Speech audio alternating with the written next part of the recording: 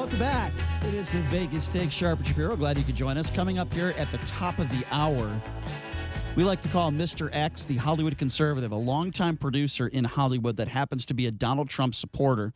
Boy, what does he think about all this stuff? Robert De Niro going after Donald Trump on CNN over the weekend. Alec Baldwin impersonating Donald Trump on SNL with Rudy Giuliani. Oh, man, it was funny. And then Mark Hamill, did you hear about this? Slammed on social media for the fraud comment on Ivanka Trump's Instagram picture. What does Mr. X think about this? He lives the lifestyle in Hollywood, so he'll be coming up here at the top of the hour. I do want to get to this this new three-way. I guess. Wow, that's what a way to start a sentence. A three-way. No, not that kind of three-way. I know it's Vegas. Not that kind of three-way. My producer Stein has those kind of three-ways, not me. But anyway, no, in all seriousness, when I mean three-way, and that sounds wonderful, by the way, but this three-way is actually a three-way tie at the top of the Democratic Party. Who's going to win the state of Nevada? Who's going to be running for the Democrats for the president of the United States? We'll get to that in a minute. But, I always like to take care of our listeners here, even those who disagree. In fact, I like you guys even more. This is a really, really cool prize I'm giving away right now. Fifth caller right now. You're going to win 2 tickets to Taste of Downtown at the rooftop pool deck of the Plaza Hotel and Casino, and a certificate good for a one-night stay in a luxe room at the Plaza Hotel. And wait, it gets even better. A $100 dining credit for Oscar's Steakhouse from the Call Air Cooling and Heating prize closet. Wow, this is an unbelievable prize. A $100 credit to the steakhouse, a free night stay, and 2 tickets to Taste of Downtown on the rooftop pool deck at the Plaza. This is a great prize. I'm going to give it away right now. Fifth caller. 257-5396. Again, that number if you want to win this. Wow, this is a really an awesome prize. 702-257-5396. I actually want to get off the air right now and just call in myself to try to win this prize. Can I do that? I don't think that's allowed.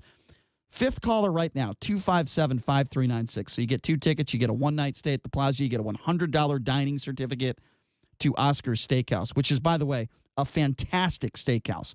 Fifth caller right now, 257-5396. You will win this prize back. Man, it's a really cool prize. And we'll have another prize, by the way, to give away in the next hour. So you want to stay tuned for that. The phone lines are going a little berserk crazy. By the way, the skirt steak at Oscar's Beef, Booze, and Broads is one of the best I've ever had. So that $100 dining certificate, that'll cover it. Trust me. And then some. So good luck to all of our listeners out there. Fifth caller. So I did mention a little bit about Joe Biden leading in South Carolina. Well, guess what? There's a 3-way tie right here in Nevada, which is kind of making national news. This is a big deal. The first CNN poll of the cycle has Biden at 22% in Nevada, joined in the top tier by Bernie Sanders, who is also 22%. Now, that shocks me that Bernie Sanders is tied with Joe Biden. And right behind them, and I mean right behind them, is Elizabeth Warren at 18% among likely caucus goers. And no one else is above 5%. So this is a 3-way race. Certainly a 3-way race right here in Nevada. 22% Biden, 22% Sanders, 18% Warren. See, I don't see this changing. I'm a little surprised that Kamala Harris dropped off the way she did. But what does this say about Nevada? And let's give a few more numbers. Let's start in South Carolina. Biden stands at 45% among black voters in South Carolina, while Warren, who scores 28% among white voters in the state, is just at 4% with black voters. So she's not really resonating there. Pete Buttigieg is continuing to struggle in South Carolina. Warren scoring 28% among voters in the state.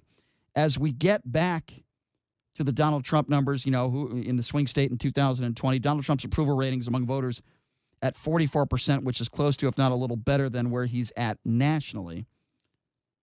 We've seen these ads about Tom Steyer in just one qualifying poll away from making the November debate stage, thanks to getting 3% in South Carolina and 4% in Nevada. So there's a chance that Tom Steyer could be on the debate stage sometime soon.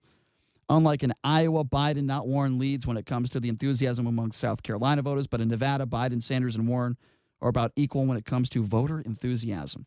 So here's my opinion on what I think is going to happen. And trust me, I could be wrong. Back in 2016, I said it was going to be Hillary. I thought Hillary was going to win the election, as many others did too, by the way. I shouldn't be embarrassed in thinking that. Many pundits on the right didn't even give Donald Trump a chance. Now, there were a few, but not many. Here's the way I see this going. Here's what I think is going to happen. I think it is going to get down. I don't think it's going to be Bernie Sanders. I think it's going to be down to Elizabeth Warren and Joe Biden.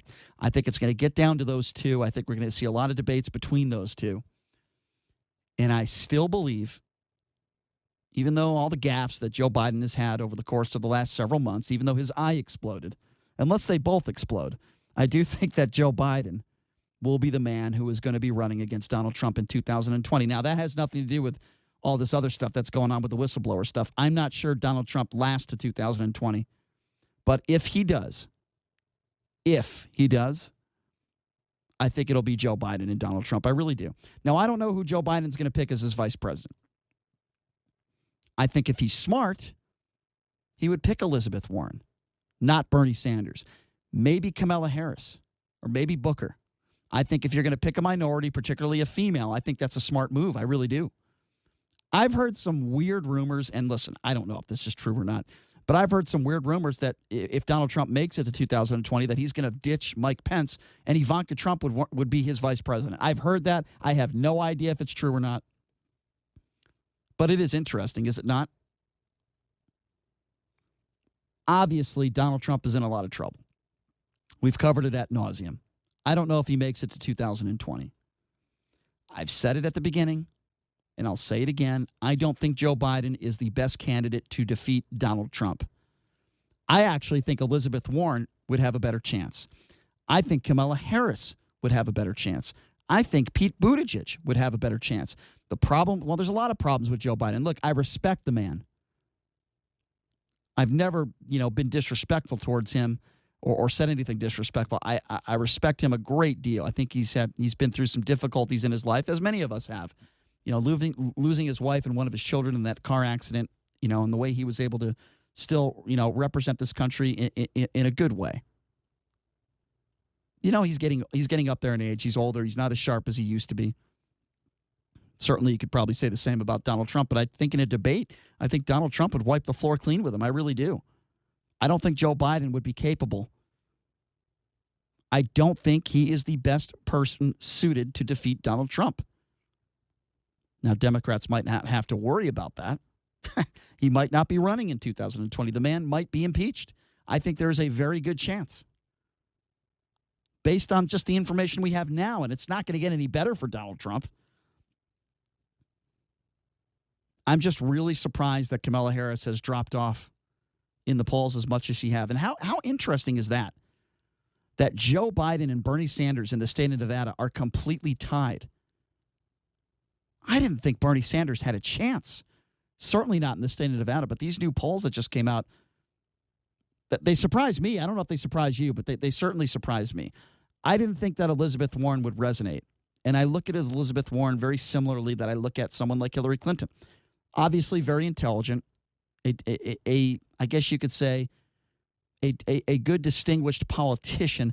But when I look at Elizabeth Sanders, same reason why I didn't vote for Hillary Clinton, I just don't see them as genuine. I don't see them as honest. I see them as career politicians. I don't see them as people that I can, I guess, trust. And there's not many politicians you can. When I listen to Pete Buttigieg talk, that's a guy that I trust. I feel like he's telling the truth, right? I feel like he's got compassion. He doesn't get in the weeds, and he's telling the truth. Kamala Harris, another intelligent woman, but she's a tough cookie. I think Donald Trump would have a lot of problems with her. I don't think Trump would be able to get her in a debate. I really don't. Trump seems to have a problem with particularly women of color. I don't know why that is. I'm not calling him a racist, but he seems to have issues with people of color. And he proves it over and over and over again, whether he's going after the squad or he's going after, Cummings, I don't know why. Trump just seems to have particularly an issue with women of color that are in power. You look at his cabinet, though. Look at his White House. How many people of color are in his White House? Nobody seems to want to talk about that. Carson doesn't count. No, but seriously, there's not a lot of people, not a very diverse White House. So when we come back, this is going to be interesting because I want to know what our friend Mr. X is. If you don't know who Mr. X is, We call him the Hollywood conservative. He's a longtime producer out there in L.A., and we've had a lot of people recently, celebrities, that have gone after the president. Robert De Niro, we have some audio of that we'll play coming up. Alec Baldwin, SNL. That was fun. Mark Hamill now involved. So we'll take a break. We'll be back right after this with Mr. X. You are listening to The Vegas Tape.